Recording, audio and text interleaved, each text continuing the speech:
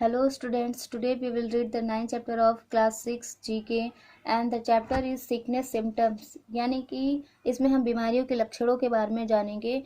Human body is the subject to different diseases. Human body कई सारी बीमारियों के अधीन है, कई सारी बीमारियां पाई जाती हैं ह्यूमन बॉडी में। Read the clues and name the diseases using the clue box. यहाँ पर आपको नीचे क्लू बॉक्स दिया गया है, उसको आपको पढ़ के यहाँ पर आपको करेक्ट आंसर देना है। First is inflammation of one or more joints causing pain and stiffness, it can worsen with age. ये ऐसी बीमारी है जो कि जॉइंट्स में होती है, एक या दो जॉइंट्स में देखने को मिलती है। और इसमें क्या होता है कि जो जॉइंट्स होते हैं उनमें स्वेलिंग हो जाती है और इसमें पेन होता है और काफ़ी टफ पार्ट लगता है वो छूने पर। और ऐसी बीमारी है जो कि एज के साथ साथ बढ़ती जाती है, इसे हम कहते हैं arthritis. Second is it occurs when part of your brain does not get the blood that it needs.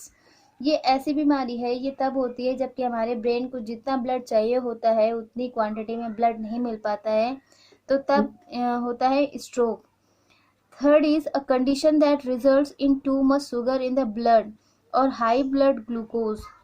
ये ऐसी बीमारी है जो कि हमारे शुगर लेवल है हमारे ब्लड में बढ़ जाता है, या फिर जो ब्लड ग्लूकोज क्वांटिटी है वो बढ़ जाती है, तो ये बीमारी है diabetes. Fourth is also known as Hansen's disease. इसे हम हैंसन डिसीज भी कहते हैं। It is an infectious disease. ये एक इन्फेक्शियस डिसीज यानी कि ये इन्फेक्शन से फैलने वाली बीमारी है। That causes skin source and nerve damage in arms and legs. ये इसमें क्या होता है, स्किन पर घाव हो जाते हैं और हाथ और पैरों के जो नर्व सिस्टम है वो डैमेज हो जाता है, तो ये बीमारी है लेप्रोसी। नेक्स्ट हम फिफ्थ नंबर पर स्टडी करते हैं a learning disorder characterized by difficulty in reading. जब रीडिंग यानी कि हमको पढ़ने में जब समस्या होती है, कई बच्चे होते हैं जो कि ठीक से पढ़ नहीं पाते हैं, अल्फ़ाबेट्स को अंडरस्टैंड समझ नहीं पाते हैं, तो ऐसी बीमारी कहलाती है डिसलेक्सिया। जिनको डिसलेक्सिया होती है उनको पढ़ने में मुश्किल आती है।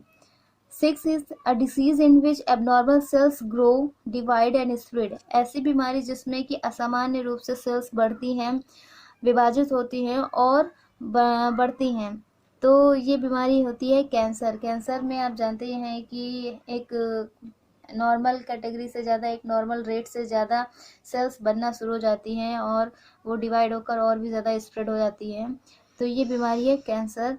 Next seventh is a disease of the lungs, it makes it difficult for air to move in and out of the lungs.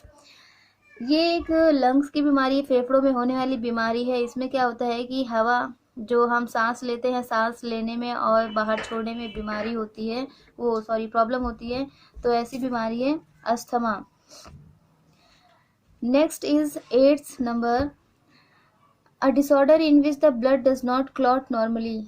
ऐसी बीमारी, ऐसा डिसऑर्डर जिसमें कि जो हमारा खून जमने का जो प्रोसेस होता है वो कम हो जाता है, या जो खून जल्दी से जमता है वो जमना बंद हो जाता है या काफ़ी टाइम देर बाद जमता है, तो ऐसी बीमारी को कहते हैं हीमोफीलिया।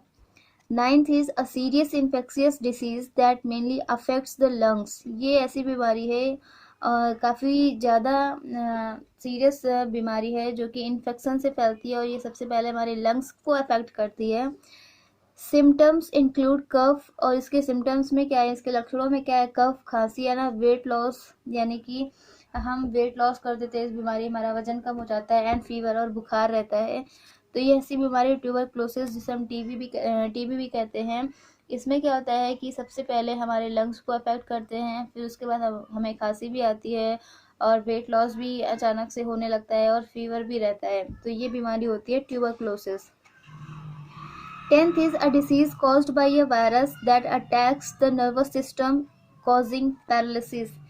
ये एक वायरस के थ्रू होने वाली बीमारी है जो कि हमारे नर्वस सिस्टम को अटैक करता है उस पर और हमें पैरालाइज्ड कर देता है, यानी कि लोगों को पैरालाइज्ड हो जाता है। आपने ये बीमारी है पोलियो के पेशेंट आपने देखे होंगे, तो देखा होगा कि जिस पार्ट में बॉडी के जिस पार्ट में इनको पोलियो होता है वो पैरालाइज्ड हो जाता है और वो प्रॉपरली वर्क नहीं करता है। इन्फो बाइट्स में आपको दिया गया है पोलियो के बारे में। Polio is the short for the disease polio myelitis.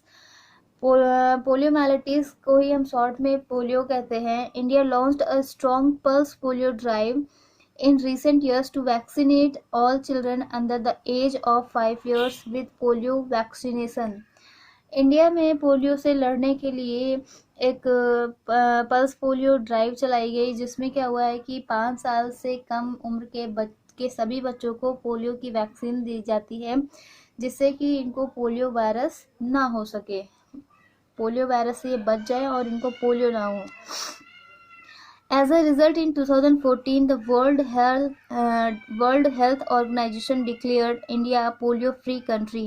2014 में WHO यानी कि वर्ल्ड हेल्थ ऑर्गेनाइजेशन ने इंडिया को पोलियो फ्री कंट्री घोषित कर दिया। ऐसा इसलिए हो सका क्योंकि इंडिया में बहुत ज़्यादा क्वांटिटी में पोलियो पिलाया गया बच्चों को, यानी कि 5 साल की उम्र से कम के बच्चों को पोलियो की वैक्सीन दी जाती थी, जिससे कि इनको पोलियो वायरस से बचाया जा सके और ये हैंडीकैप्ड ना हो। Thank you.